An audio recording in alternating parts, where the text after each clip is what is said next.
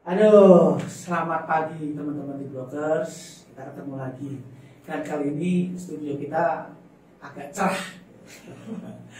Cerah, semringah gitu. Apalagi teman-teman kru ini yang kebanyakan juga mereka mahasiswa gitu, kru di Blog Channel karena kita kedatangan teman-teman mahasiswa dari Fakultas Hukum Universitas Proklamasi 45 ya? 45 ya. Mbak-mbak ini atau kakak-kakak ini atau ya mbak-mbak ini yang nanti kita akan berbicara soal apa yang akan kita bicarakan pagi ini.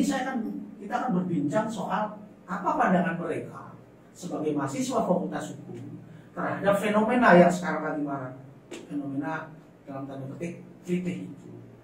Nah, kita bertanya, tapi kita minta apa mbak-mbaknya memperkenalkan diri dulu deh dari sana. Mic-nya di sini, Mbak. Oh, iya. Kameranya di sana. Iya.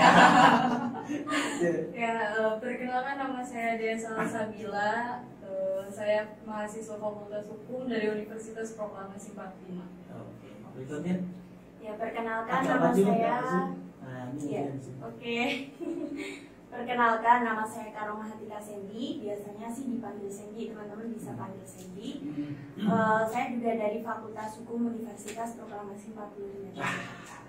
Sudah Mbak, kenal namanya. Baik.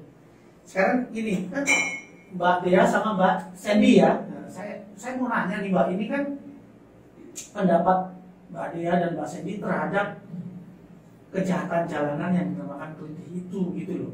Kalau menurut Mbak Dea tuh gimana? Mbak Dea dulu. Kalau menurut saya kritik itu kan sebenarnya suatu kayak mencari kegiatan di malam hari Ya. kan waktu sebenarnya. Jadi mungkin karena pemuda ini kurang kegiatan atau mungkin kurang kegiatan. iya kurang kurang kerjaan kerjaan.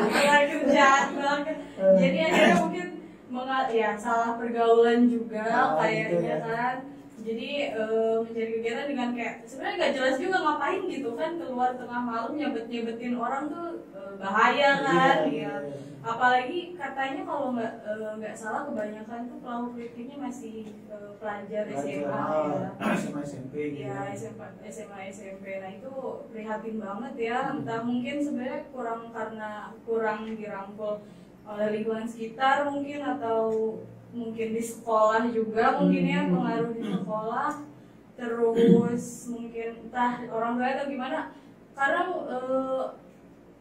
gimana ya, menurut saya kayak kalau misalkan itu anak ini nggak tahu karena pengaruh alkohol atau mungkin apapun itu, saya nggak tahu ya, karena maksudnya bisa gitu, kenapa bisa gitu, kayak nyakitin orang, ada kepikiran buat nyebet orang gitu. Dan kayaknya makin kesini tuh pas udah mulai masuk ke berita kan, kemarin ada anak anggota DPRD Kebumen ya kena korbannya, kayak makin up ke berita tuh kalau maka kayak makin menjadi-jadi gitu. Gitu. Ya Jadi kayak mungkin beritanya semakin naik, iya. kemudian ada muncul lagi perang sarung gitu. Nah iya, kayak apa sih, kayak makin mau menonjolkan diri gitu. Saya nih gitu, wah saya udah masuk ke berita gitu kan, geng kita nih. Kayak begitu sih ya, ada Begitu ya. sekarang tuh. Kalau Sandy gimana Sandy? Menurut Sandy gimana? Kalau saya itu baru kemarin aja nih Pak, saya kan baca dari Ikatan Psikolog Klinis. Nah dari situ mereka menjelaskan ternyata penggunaan istilah kritik itu sebenarnya salah. Oke. Ya, karena kan kalau kritik itu sebenarnya orang anak-anak yang emang benar-benar real jalan-jalan sore atau mungkin malam nongkrong, dan itu sebenarnya kan kayak healing mereka gitu. Tapi bukan diartikan melakukan kekerasan. Kayak ngabuburit gitu kali ya? Iya, kayak cuma ngabuburit, bukan nongkrong-nongkrongnya anak-anak gitu. Tapi kalau ngabuburit sambil bacok-bacok itu ya jadi hampir sama itu ya. Tapi masalahnya sekarang kita memahami kritik itu sebagai kegiatan yang buruk gitu. Anak-anak yang kemudian istilahnya kayak membegal gitu ya Pak, melakukan kekerasan, kriminal gitu di jalanan Yogyakarta gitu. Jadi ada perbedaan pemahaman gitu loh. Awalnya kritik ini kan dipahami sebagai anak-anak yang hanya nongkrong, kemudian diartikan sekarang kalau kritik ya orang-orang yang bacok-bacok orang gitu kan. Nah, karena dalam tanda petik itu ya, sekarang itu kritik jadi seperti kejahatan jalanan ya, Nah, yang iya. dilakukan oleh remaja. Iya. Mungkin kalau lakukan orang tua bukan gitu. Iya, betul. Nah itu kemudian ini sih Pak, kalau yang saya pahami dari anak-anak yang memang melakukan kekerasan seperti ini, mereka itu mencari tempat, mencari tempat nongkrong, pengakuan dari masyarakat gitu, eksistensi. Ya. Jadi anak muda itu seperti yang kita tahu ya, anak-anak itu sering pengen punya tempat yang tinggi, maksudnya kayak dilihat sama banyak orang gitu. Ini loh aku keren. Berani gitu ya. Nah terus faktanya, karena dulu aku pernah ikut FGD sama teman-teman mahasiswa juga. FGD soal kritik. Oh, tapi ikut kritik. Iya. Karena itu kan istilahnya sudah dikaget. Saya juga kaget dulu. Karena pernah ikut pesawat Cuma ikut FGD-nya. Jadi kita membahas soal kritik, dan dari pembahasan itu faktanya pada usia-usia sekolah para siswa itu punya geng. Nah, dari geng itu mereka itu untuk menunjukkan diri, ini loh aku keren, mereka itu dengan membacok. Jadi ketika kita udah bisa membacok orang atau melukai orang lain, nah ini keren nih, laki nih. Gitu ya? Gitu. Gitu ya? Nah, iya. Udah merokok laki nih. Iya kayak gitu. Baik. Sekarang terima kasih Mbak Sandy, Mbak Dea. Kemudian gini loh, kalau upaya hukum ini kan sudah terjadi kejahatan jalanan ya dalam tanda petik itu. Kemudian sekarang kan aparat juga menerapkan upaya hukum nih Mbak Dea, ya toh, ditangkap kemudian. Kalau menurut Mbak Dea, upaya hukum yang dilakukan oleh aparat pemerintah dalam hal ini aparat keamanan, kalau menurut Mbak Dea sudah cukup apa belum?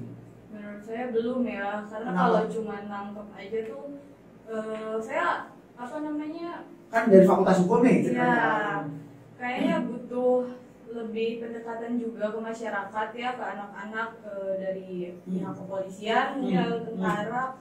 Jadi ada sosialisasi gitu. Jadi literasi tentang kenakalan remaja gitu. Kritik ini jangan sampai dilakukan gitu oleh mereka, kayak supaya jadi ada rasa takut gitu kan. Terus pihak kepolisian sama tentara langsung yang turun ke sekolah-sekolah gitu, sosialisasi kerja sama guru-gurunya pihak sekolah tuh. Anak-anak kan kayak, aduh polisi nih gitu kan, ya biasanya kan kayak gitu. Oh jadi ada polisi yang masuk sekolah gitu? Iya, sosialisasi. Nah, mereka, ada polisi nih. Ada polisi nih, bahaya nih.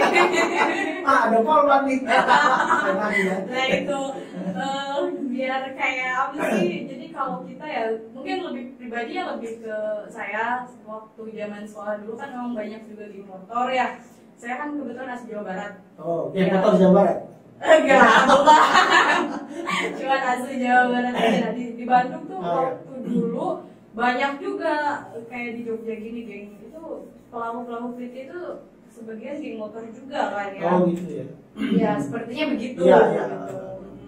Nah kalau di Bandung nih sekarang udah lumayan, kayaknya udah lumayan nggak center lagi ya. Nggak seperti kayak nggak yang kayak dulu. Malah sekarang Jogja kan yang mencuat. Nah itu waktu itu hari banyak yang mensosialisasikan ya ke pihak sekolah, entah jadi mungkin orang tuanya dipanggil untuk mungkin pendekatan kepada anaknya di rumah, cara mungkin mendidiknya atau apapun itu. Jadi ya menurut saya kayaknya sepertinya gitu, kalau cuma menangkap aja tuh kayaknya kurang ya gitu, apalagi kalau menangkap terus nggak diproses ya karena mungkin alasan di bawah umur. Nah itu ya gimana ya gitu. Tapi harus ada dulu. Kalau Mbak Cindy itu menurutnya upaya pemerintah atau aparat keamanan dalam menangkap lah, karena menangkap itu kemudian itu udah cukup nggak atau perlu tambah efek jerah ya? Kalau menurutku sih udah jelas ya, pasti butuh tambahan efek jerah, karena dari dulu penangkapan itu sudah dilakukan kan, dari anak-anak itu dari dulu bahkan, tapi faktanya sampai saat ini kelitih masih ada. Nah, terus jadi yang dilakukan pemerintah sekarang adalah mungkin karena masih UUPA ya, perlindungan undang-undang untuk pendidikan itu yang benar. Kemudian maksud saya gini, kalau syaratnya Mbak Cindy terhadap pemerintah dalam terutama aparat keamanan untuk membuat efek jera kepada para pelaku kelitih apa Mbak? Sebenarnya bisa menerapkan Undang-Undang Nomor 11 Tahun 2012 juga itu. Undang-Undang Nomor Mengenai 11 tahun mengenai 2011 ya?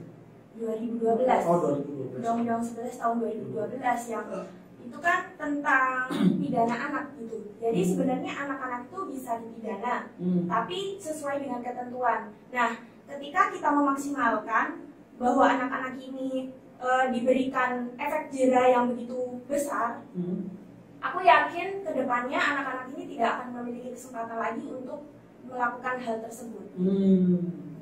Kalau Mbak Dia, Ya, efek jerahnya harus seperti apa itu? ya sama mungkin bisa menggunakan undang-undang yang baru yang disebutkan juga, karena mau bagaimanapun kayak anak itu tingkat ininya masih tinggi banget ya, labil juga kan. Jadi kalau misalkan nggak cuma ditangkap terus dilepas lagi, nggak diproses gitu kan, jadi nggak ada efek jerah gitu bagi anak-anaknya. Malah nantinya tuh kayak, oh saya jagoannya udah kemana, udah ditangkap polisi, sekarang bebas nggak kenapa. Malah dia keluar dari kantor polisi dia merasa bangga ya. Merasa bangga, iya, diceritain nanti ke teman-temannya. Akhirnya banyak lagi penerus-penerus kayak yang adik-adik kelasnya ikut-ikutan dengan mereka itu kan, karena merasa pengen punya nama juga gitu kan, pengen dikenal. Itu sih menurut saya. Nah, pertanyaan saya gini Mbak, ini ada satu pendapat bahwa untuk memberi efek jerah terhadap kelitih itu, terhadap pelakunya itu dibuka semua informasi, artinya sekolahnya di mana, orang tuanya siapa, itu keluarganya di mana segala macam diumumkan di publik gitu. Kalau menurut pandangan Mbak Dea dan Mbak Cindy itu memiliki efek jerah nggak kalau dari situ? Menurut saya sih sepertinya punya ya, karena merasa punya beban moral, malu gitu, malu. Jadi keluarganya juga terkenal gitu kan, iya, di lingkungan itu nanti malah mungkin jadi dampaknya tuh ke masyarakat kan, oh ini keluarga ini nih gitu kan, jangan dideketin, nanti dikucilkan. Jadi merasa kayak rasa takutnya itu lebih ini itu gitu, hukuman sosial ya? Iya, hukuman sosial itu. Sekolah juga begitu kali ya? Jangan sekolah di sana. Nah iya kan begitu, rugi juga kan pihak sekolah. Jangan kuliah di sana. Nah jangan gitu, jangan gitu kalau itu. Atau di sana, ternyata mahasiswanya, nah iya. Gitu ya. Kalau menurut Cindy gimana? Jadi kalau diinformasikan gitu, itu efeknya gimana?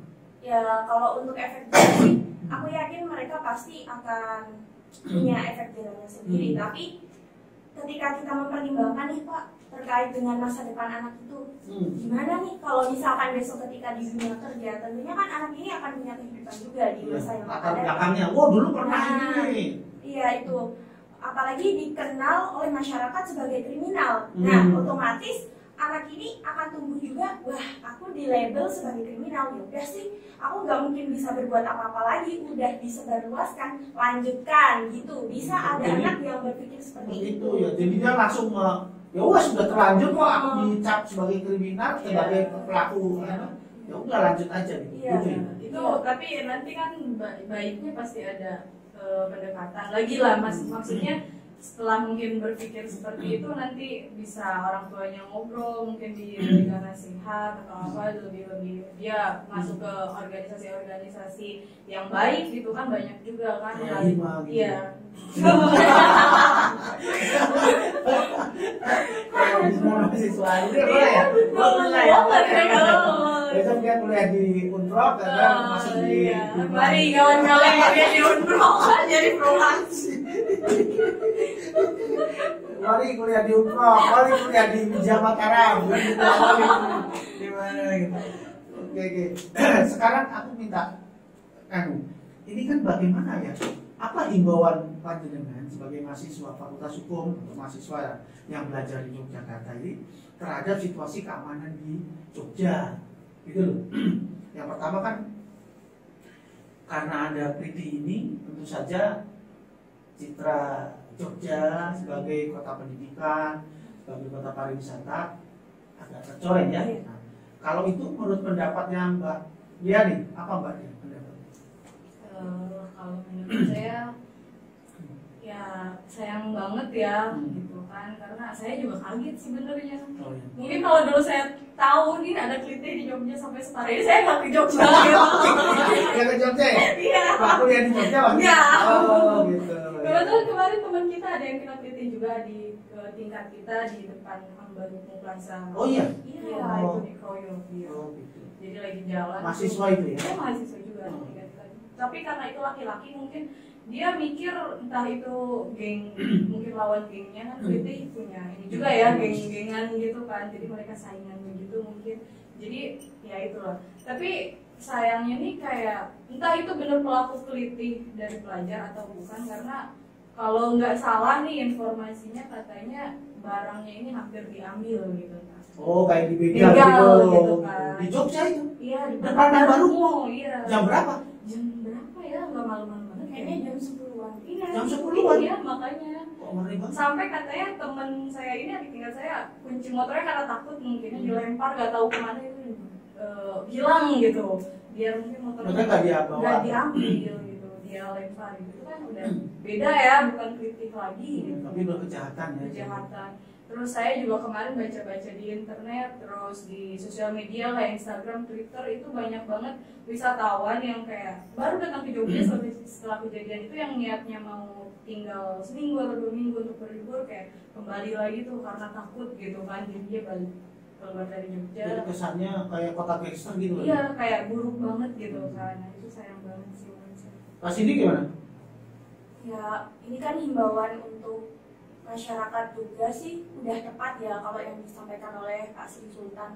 Kalau kita harus melarang anak-anak kita keluar malam gitu. Ya kan selain menghindari mereka kena kelitih, juga menghindari mereka jadi pelaku kelitih. Oh. Gitu.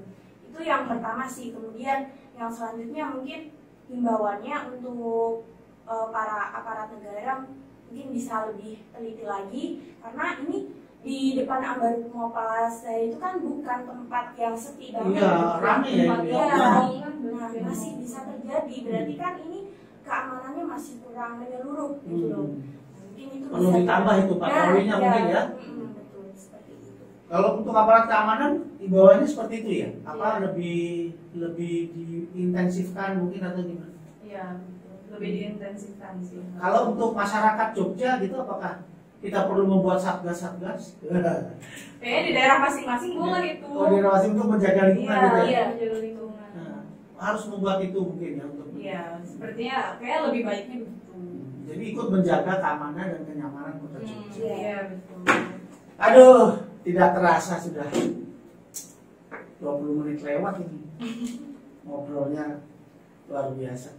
Teman-teman di Blokers, ini pendapat teman-teman mahasiswa tentang Kliti. Ada banyak hal yang perlu kita catat di sini, adalah bahwa aparat keamanan harus lebih meningkatkan situasi supaya bisa kondusif dan lebih nyaman, karena Kliti ini, dalam tanda petik Kliti ini adalah mempengaruhi citra Jogja sebagai kota pariwisata, kota pendidikan, di mana juga memberi pengaruh kepada banyaknya orang yang nanti tidak jadi berkunjung ke Jogja.